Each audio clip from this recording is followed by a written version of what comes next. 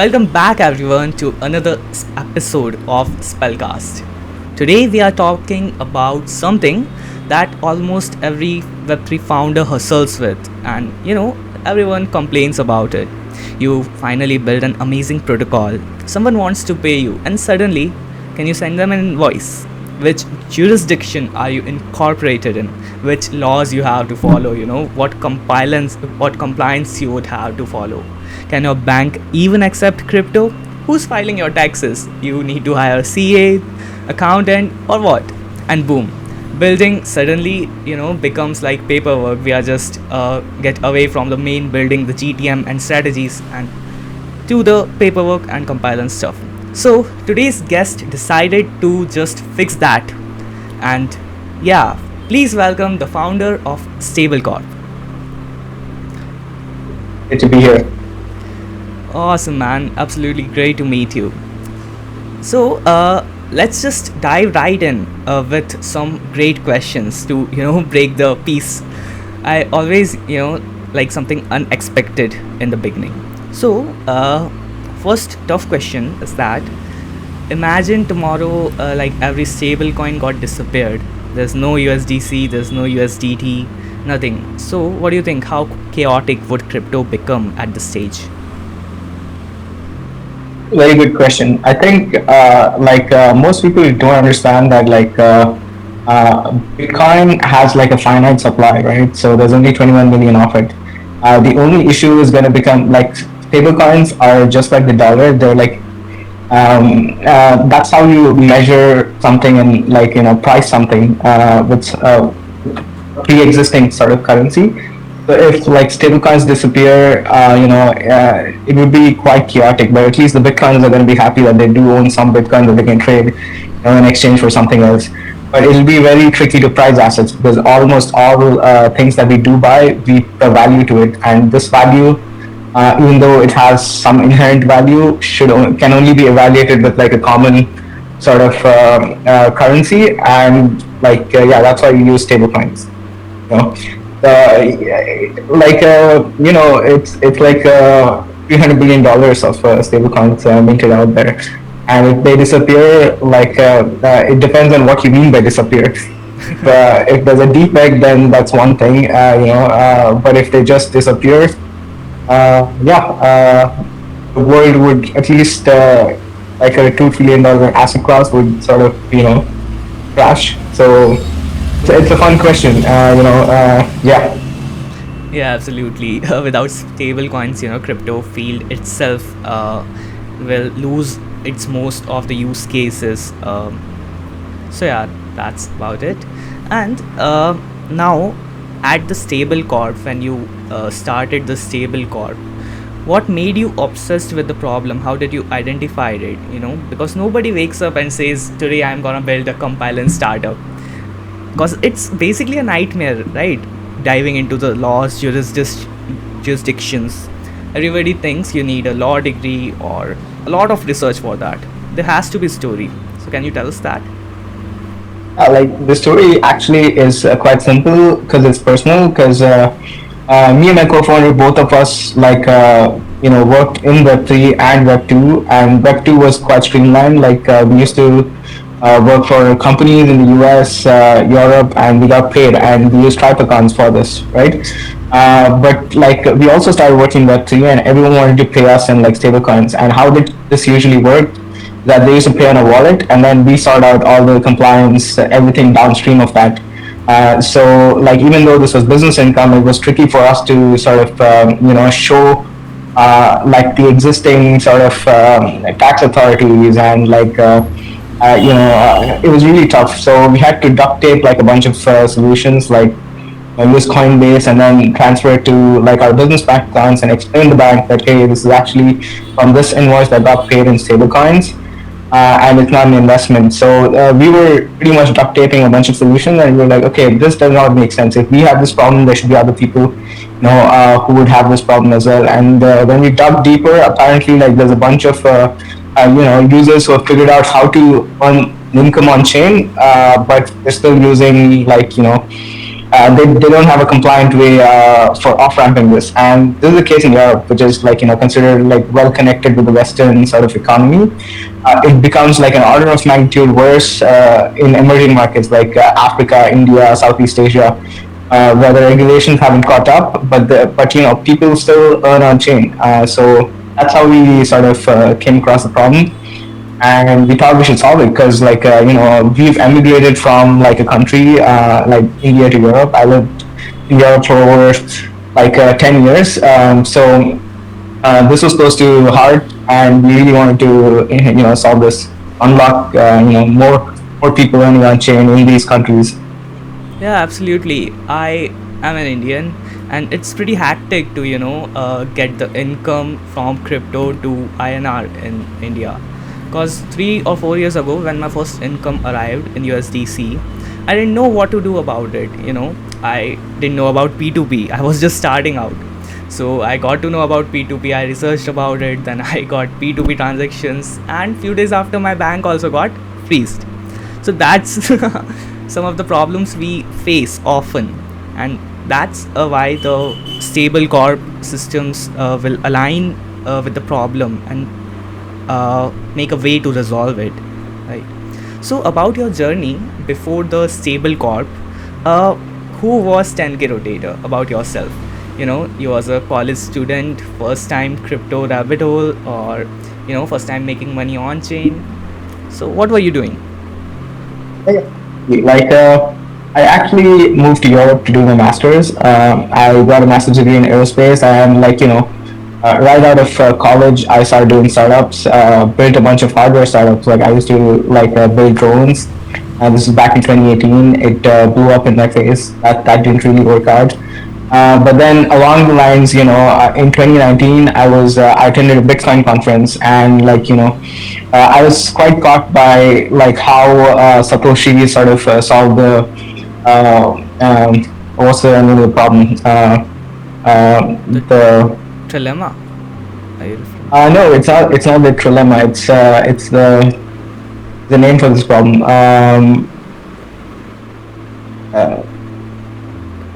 Anyways, it's like, how do you coordinate like a bunch of people without sort of compromising security, right? Like it's called Emperor's something, Byzantine problem, right? Yeah, it's called the Byzantine problem. Yeah. Byzantine problem.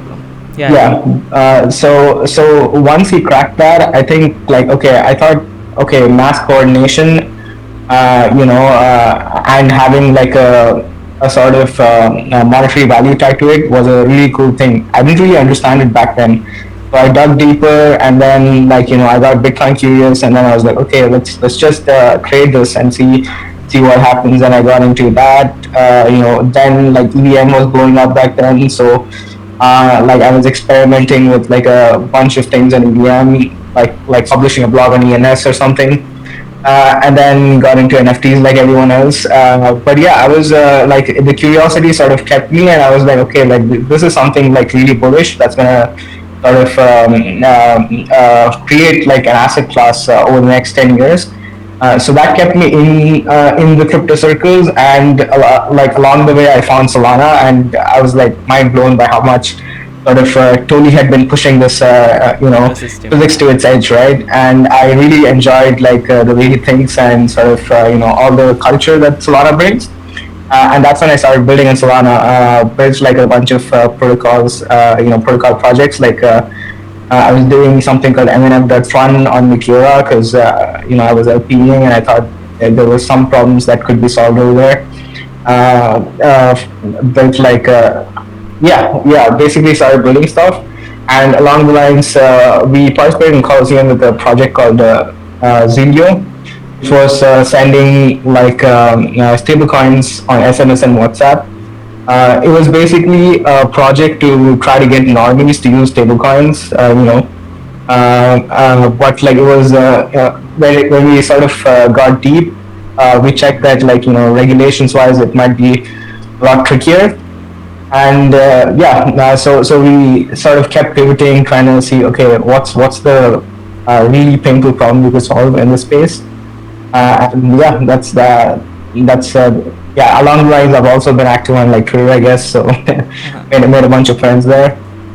That's absolutely amazing journey, getting from experiments, really trying with different products, and then coming towards a product that actually scales itself and focuses on the real problems. That's the way how actual startups begin their journey. Yep. So Yeah, I think. yeah. Yeah, you had a question, or? No, no, go forward.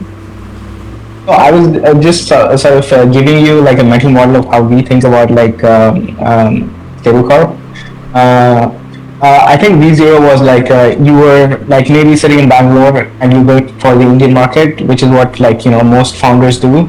V2 is V1 is you move to SF and then build for the world, right? Like all SF startups, like not trying to build for the US market. Like most of them do, but they try to think big and win the world. Like when people go Google, Larry and Sergey were not like, oh, we're just gonna, maybe they started with the US market, but they were building for the internet, right? Yeah. But with decentralization and blockchains, you have a Solana node in every sort of part of the world, right? So if Solana becomes like Nasdaq, you have access to Nasdaq sitting right in Bangalore. But it needs to be sort of it needs to come full circle with like, okay, how the heck do we actually get all these founders to sort of build on chain? It's through creating access, and it's sort of completing that piece of the puzzle is why we thought we should sort of build StableCorp. And it unlocks also indie development, right? Like a lot of indie hackers don't come out of like India as much as they do in Europe, because there's no framework for it, right? So yeah, so we had done this ourselves, so we had some idea of how to like solve this problem for others, and we just thought we should do it at scale. All right, awesome, awesome. About the process, it matters a lot how you execute those steps by going from the V0 to the upper versions, right? And as you started out the company, incorporated the stable corp. So, in your perspective, what's harder today? Actually building a product, coding, GTM, and stuff of it, or running the company legitly, like basically legally following all the laws and compliance? What's harder? Not a question of hard. It's a question about like knowledge, right? It's like Yeah. everyone sort of figures out, okay, how do I sort of build a product? How do I, yeah, earn on chain? But when it comes to actually sort of legally incorporating and then running things, that the governments are never going to question you. That is a knowledge that like people do not have, and it's also like fair, because like you're a builder, like you're excited about building. Who cares about the paperwork until it sort of really blows up in your face? So I think it's a piece of knowledge that goes a long way, especially with like LLMs. You can pretty much figure everything out on your own, but at the same time, it's crucial sort of piece of compliance that you cannot ignore, right? Yeah. Because that's what the law respects. So it's like you can't get away with not filing your tax returns. You can't get away with just off ramping with P2P, and of course the governments are gonna like push back to that. I love sort of like how fast you can go with a product, but at the same time, you have to sort of accept reality and like make sure that your business is grounded, into sort of a framework that works for you in the long run. Yeah, definitely. The misconceptions that founders have about taxes, crypto, that they can run away just P2P into the bank account or take in cash or something like that. They would have to follow a structure of taxes and follow the compliance.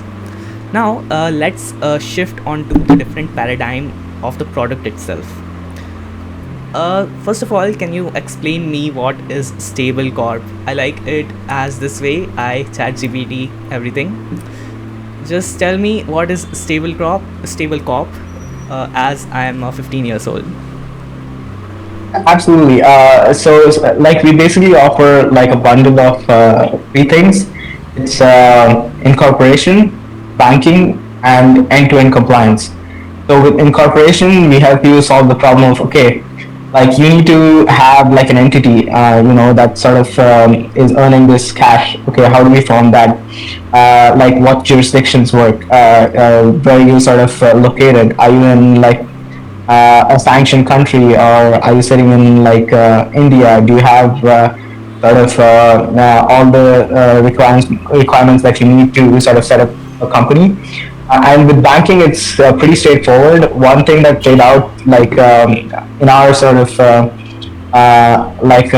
time of like in the time that we live is stablecoins, right? So blockchains, like pretty much blockchains are where most of the business transactions are happening, or like that's what like that's the way we see. So we solve like all of your banking needs with like blockchain and stablecoins. And the third thing is the compliance. Like, okay, once you earn your money, what are the things that you need to sort of make sure, like all the check boxes that you need to tick in order for you to build this business and scale this at the same time, right? So those are the three pillars of what we're trying to achieve. And we want to make this happen for anyone sitting anywhere in the world, to earn on chain and like, build that business. But we are starting with like India. Yeah, India is basically a big market with different people with different categories of the industries. Yeah, that's a pretty great market to start from, and at the same time, it's complex to handle the people with the diversity, right? And also, as you said, the entity formation. I was pretty interesting in that part because I'm an Indian and I wanna open an entity, a company. So I basically want it in US, suppose, in the New York or in a city where the jurisdictions are in the favor of crypto, let's say. So can I do that with StableCorp? Yes, absolutely. Like we're working with frameworks. Like, look, two things happened in the U.S. One was the Genius Act, and now recently, like the Clarity Act is being discussed. So, U.S. definitely has sort of brought clarity to usage of stablecoins, and that's why we also incorporate or recommend incorporating a business in the U.S. We use Wyoming LLC because Wyoming has also been like pro crypto, and they've done like the DAO LLC and a bunch of frameworks that are helpful to crypto users. They have some other sort of functionality that are also useful. So that's why we incorporate. With the incorporation, you get access to like banking, you get the legitimacy of owning a company, and you're not like a random person on the internet. So you get like full stack of things with owning just like an LLC in the US. And it's also pretty lightweight. Like if you try to incorporate anywhere else, like Dubai or Singapore or like BVI, it costs you an order of magnitude higher. And you're just a bootstrapped founder. Like you want to set up business banking and get ahead with like your business, and you don't want to get sort of dragged down into.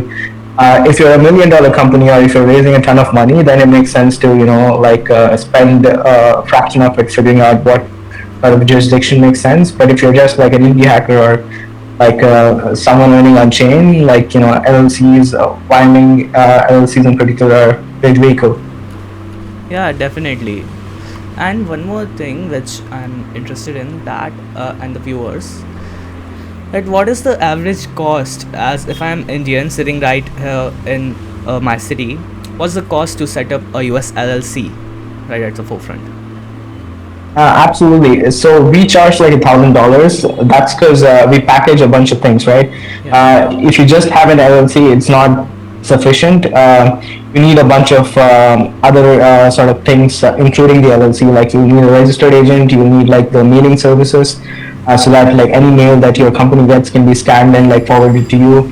You need like a bank account, cards. So there's a bunch of downstream things that get bundled in like a one-time fee of $1,000. But we do have a referral system internally, so if you get referred by someone else, you'll get a steep discount.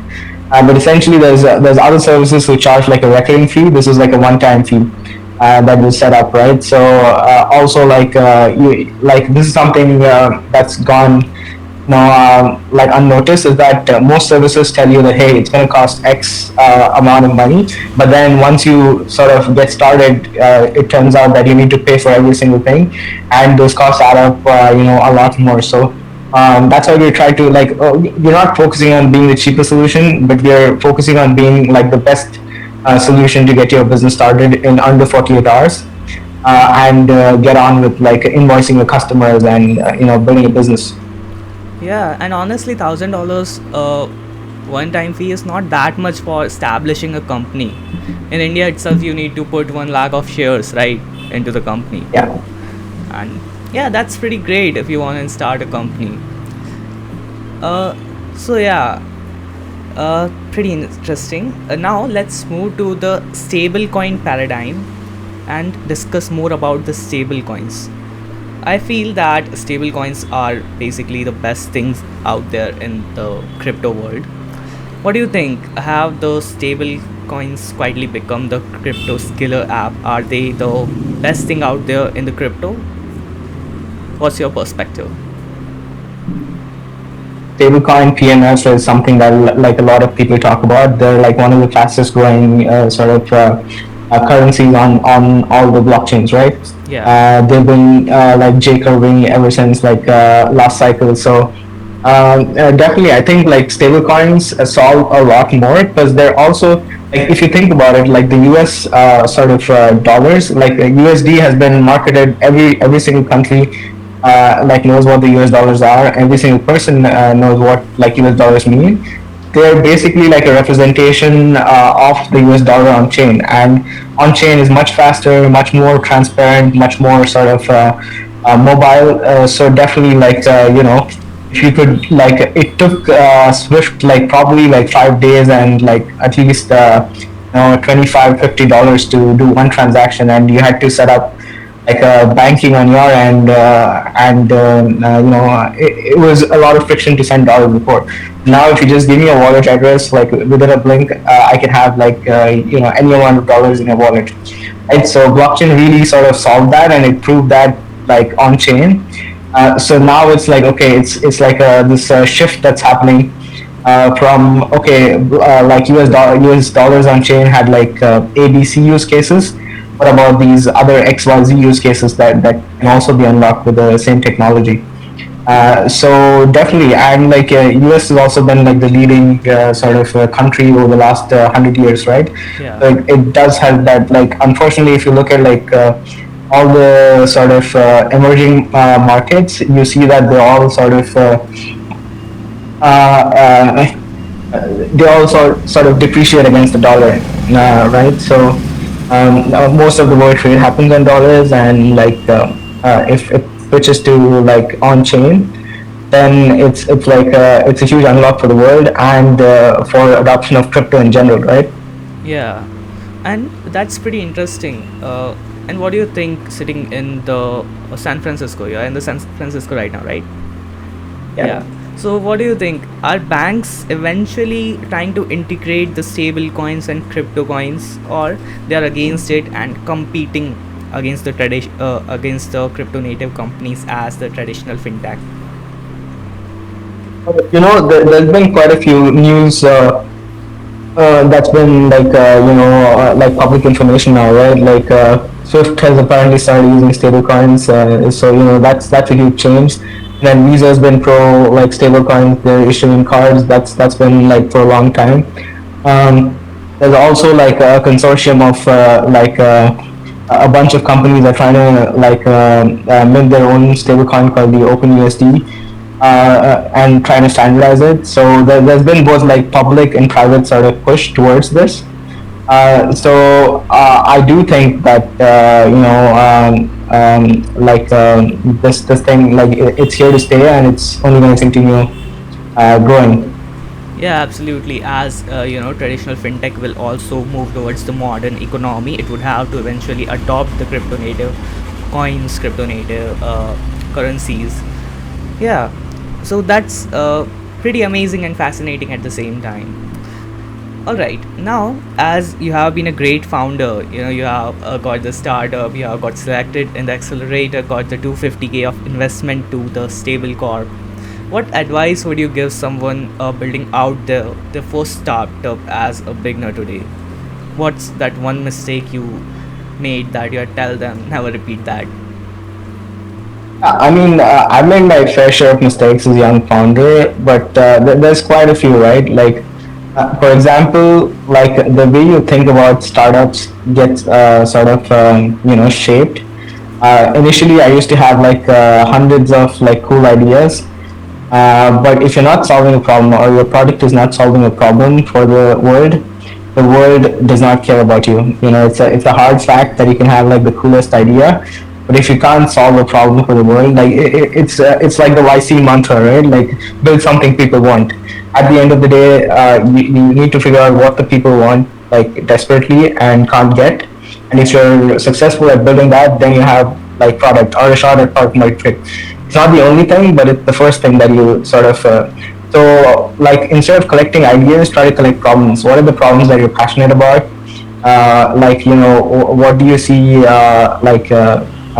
People would absolutely sort of love to have, and go ham on go ham on distribution, right? Like you need to get it in hands of people, talk to people, see what they say, and yeah, it's a lot of effort, but it's totally worth it because you have one shot at like changing the way the world works, and if you don't take it, then even if you can like move the world by like 1%, that's you never know how it's going to help. Like if for example, if our product touches like helps one founder make like build a business, it doesn't have to be a unicorn. Even like just like a solo founder trying to sort of earn like income on chain, then like we're successful at what we're trying to do. Right? So really do deeply care about the problems and try to go ham on distribution. Yeah, absolutely. That's too true. You know, the rate of a successful cool startups is much lower than the rate of the boring startups. You can make the ways of working cool, but the problem will be the boring one, which you need to resolve yourself. Right? Yeah. Yeah, absolutely. There's definitely some sort of element to it. What could seem boring to you might be the most interesting thing to someone else. So I think it's yeah. It depends on like people are passionate about different things, right? Someone's passionate about like playing the guitar, or someone's passionate about singing. Yeah. So it's yeah, it's quite relative. Yeah, it totally depends on the mindset of the individual, right? Yeah. Yeah. And lastly, if you could just send one message back to your younger self when you just started out, what would it be to upbring most of the productivity and to see where you want to see yourself in the future? Yeah. So my younger self would be like start earlier, and learn from like reality. Do sort of absorb all the noise that you can get, but like reality is at the end of the day the best teacher.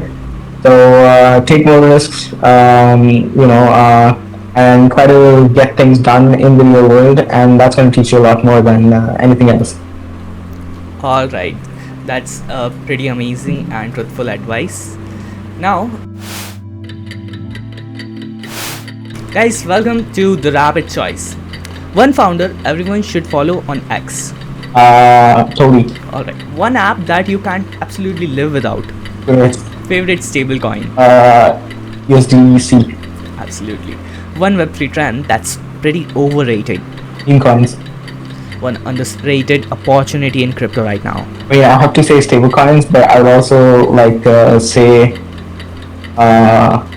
oops. Absolutely. If you weren't building the StableCorp, what you will be building? Ooh, that's a tough one. Probably something in AI. All right. Crypto becomes mainstream when dash. That's a tough one. Crypto becomes mainstream when probably when we started listing everything on chain instead of like Nasdaq. Absolutely. So, guys, that was the rabbit choice. How you felt, 10KRotator? Well, some of them were really good, like So there's no easy answer, and some of them were like cop outs. So I just picked like the most obvious answer. So yeah, it was great. Yeah, man. So, yeah, that's the wrap. And at last, if you want to share something about StableCorp and how to join it as a founder. Absolutely. I think, like I said, I think Indians have a lot of latent like potential, and that can be sort of monetized on chain. And if you want a framework for how to do it, how to get started, and need help with everything that you do not know about setting up a company, getting your banking sorted, and even like founder advice, right? Like if you're building a product or something, please just reach out to me. You can always like go sign up on my StableCorp and XYZ. Even if you're just off ramping like your hackathon, winning something, we do have a DTC product. But I do recommend everyone to you're going to be building anyways. You might as well sort of take as many shots as you can and start as early as possible. So I think that's the future of work. Like the employment sort of era is ending or shifting drastically. So now is the time to sort of take risks and build things people want, and you have all the tools, and everything is at a fraction of a cost for you to get started. It's time to build. Yeah, absolutely. Nothing happens without risk. You just kept, lying in the bed and just overthinking things. Instead, just start and execute the things. All right. Absolutely, Rhythm. Yeah, It's been a pleasure, man. Like I think this is great what you're trying to do, and all power to you. Just let us know how we can support you, and we're happy to do that. Thank you so much. Yeah, surely, absolutely. Huge thanks to 10KRotator for joining us today and sharing the journey behind StableCorp.